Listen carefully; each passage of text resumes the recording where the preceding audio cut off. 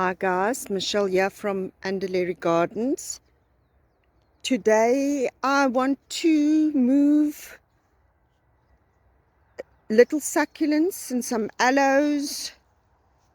They all between this little plant, this little kind of weed with a little red flower. Let me zoom you out to a bigger distance there. You see that sort of kind of dusky red hue. That's all this bad ground cover that it's just too difficult to get rid of. So I need to spray it. So I need to move the plants that are within these areas. I need to move them out. This is my lesson learned, that I was too eager when I made this bed. I extended the bed out and I planted right away, whereas I should have really been waiting for a season or two to make sure that I'd gotten rid of the weeds. But yes, so we learn as we go along. So now I have to move that little plant out. I don't know what little succulent that is. I don't know what its name is, but it gets a pretty little yellow flower. It opens only late afternoon, the little flower opens, but there's quite a number of them throughout this area, mostly on that side of the bed there. So I need to get them all out and transplant them to somewhere else. I'm going to have to move this one as well and find another home for that. Either a permanent home or we bring it back later on. So I need to move this baby. I need to move all those little succulents, and then you can see there's a whole lot of it everywhere. There's a number of little aloes which I divided sort of last year and then I put in here. I need to move them away too because they will die when I spray. And then there's maybe a few others. I'll just have to gauge, like that aloe might need to move. Some of it is just weeds which we can get, obviously, like dig out and pull out, but like that little one's in a vulnerable area where it's surrounded by that sorrel. So yes, there's a lot of stuff here that I need to move just to a safer area so that I can spray without worrying that I'm going to lose it. This ground cover, this is an indigenous ground cover. It's like a sour fig, that's what they call it. It gets a fruit that looks like a fig, but it's like really, really bitter. The leaves are very good. It's actually like medicinal, like if you've got a scratch or a graze or maybe a rash, you can break the leaf and then it's got like a gel inside which you can rub on your spot that's worrying you. This is quite rampant, so I'm not too concerned if some of these don't survive being sprayed, but I will try and just pull them out and then dump them on another area. So there's an area here that we've already weeded, so I'm thinking to maybe salvage what I can do of the big, well, when I was little we would call these gunners.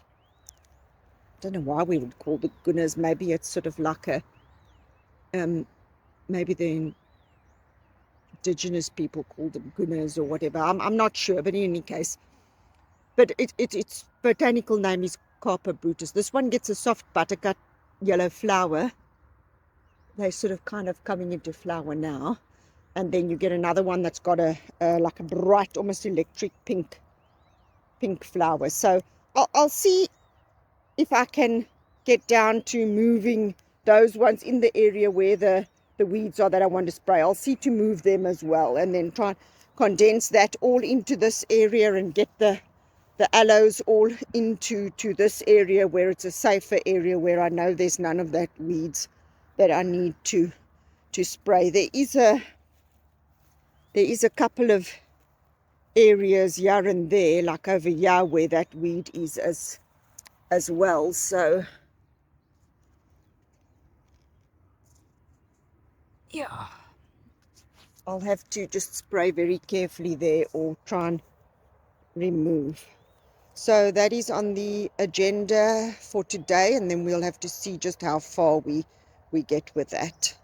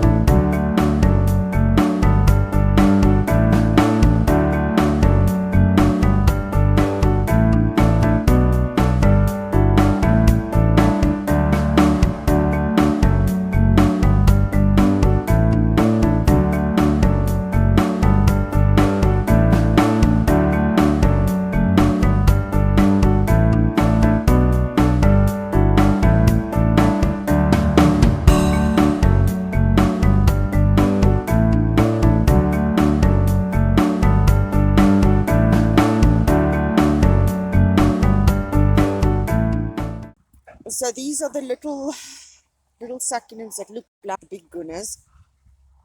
We haven't planted these. We didn't get down to planting these, but I said to Lisa, just put them here so we can also get a visual idea of it. They look quite nice here. This is not all of them. We've just popped them loose on the ground. But it does give you a very good idea. So we've got them in that spot, and then let's pop a few in another spot over here. Also just pop loose on the ground. I quite like this. I think what talks to me is the very boldness of the agave leaves, and then the fine linearness of the little succulent. So this, I feel like this is maybe what I might do is bring all of them and just plant them all along the verge. Yeah, my only worry is when he cuts the grass, that the grass is going to go on them, or maybe if it rains we might have water laying in there. So I don't know how that would go, but I'm very tempted to take a chance and just pop them here. Then here's the other lot. We got the gunners, most of the gunners out. The copper brutus, we got most of that out. You can see there's quite a bit of but all those little baby gunners are out. There's still 2 little panda plants that I need to find a home for. There's another one further up, and then I might need to move this plant, and then I haven't gotten down to moving that yet either. So let me show you the other bit. We sort of left these few because there doesn't seem to be any of that ground cover that we're going to be spraying in this area. So I've left this for now. There's a bit there, but I'm going to cut the flowers down, and then hopefully we can spray without worrying the aloe. So this took quite a while, getting all the little gunners out and then popping them here. there's the other plants that I've popped in as well. See how the arrangement goes. I've packed everything quite sort of tight together, very tight together, so that we can get the ground covered. I have to look at that as a top priority, to cut down on the weeds, even down to maybe I need to feed these aloes so that they can grow bigger, faster, just to get covered. The gunas, they don't need feeding, they just do their thing quite happily. And there's some more aloes in the background there that we fished out, that were out of the trees for a good number of years. So they are shame. They are looking quite sad. You can sort of see there how they were overgrown. So they sort of, yeah, they don't look all too good. Some of them are really not looking nice. So what I might do is I might cut off those heads that are leaning over and then let them dry, and then we will just pop them in the ground in this front area. Then this whole area can be covered with that little aloe. I think it's a aloe that's called hedgehog. Not 100% sure on that. So yes, once we've cut all those ones that are sort of lying horizontally, then hopefully they will sprout more on the stems. There's one you can see clearly. So if they sprout more down at the bottom, then they will be a nicer, more upright plant, and then all the pieces are cut off. Once they dry for a day or two to harden off, then I will pop them